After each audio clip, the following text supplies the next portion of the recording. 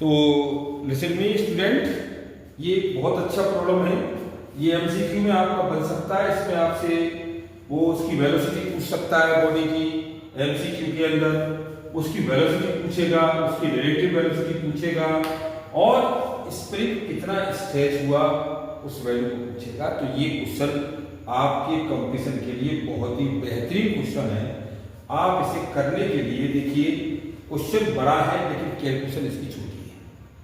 तो कभी आप ये नहीं सोचेंगे क्वेश्चन अगर बड़ा है तो उसकी कैलकुलेशन भी बड़ी होगी, नहीं। अब यहां उसने कहा कि हमारे पास two large pad with the mass m1 m2 are free to slide on a horizontal frictionless surface. They are connected by an ideal interless spring with a relaxed length of L 0.5 and spring constant 10 Newton per meter. An observation T is equal to 0.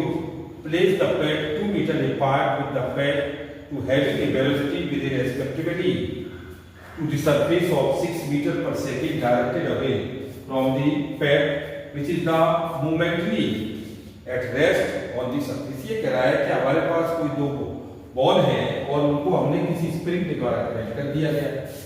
अब इस spring को हमने आगे motion दिया तो हमने क्या देखा कि ये तो रन कर गई, लेकिन ये स्प्रिंग के रेस्पेक्ट में ये जीरो रही। जब ये जीरो रही तो सेंटर ऑफ मास पहली बॉडी का ये कहता है कि velocity vcm m1 v1 m2 v2 upon m1 m2 के साथ। तो ये वैल्यू हमारे पास आ गई 4 मीटर पर सेकंड। जब ये हमारे पास आ गया तो हमारे पास दूसरा कंडीशन क्या कहता है, उसकी रिलेटिव टर्म्स क्या होगा। तो रिलेटिव टर्म्स हो जाएगा फर्स्ट में से सेकंड वाले की वेलोसिटी टर्म्स सब्जेक्ट होगी, तो ये माइनस के 6 मीटर पर सेकंड अपोजिट डायरेक्शन में है। तीसरी बात वो कहता है कितना रिलैक्सेबल होगा। तो देखिए टोटल हमने एनर्जी निकाली तो रिड्यूसिंग मास हमारा कितना हो जाएगा, रिड्यूसिंग मास हो जाएगा m1 m2 अपॉन m। तो ये 0.5 10 तो ये 1/3 kg आ गया। टोटल एनर्जी इसमें कितनी है, सेंटर ऑफ काइनेटिक एनर्जी है, रिड्यूसिंग मास एनर्जी है और स्प्रिंग एनर्जी है, तीनों को मिला दिया। अब तीनों का कॉम्बिनेशन निकाल लिया तो कितना आ गया, ये टोटल कैलकुलेट किया तो 29.25 निकाल दिया।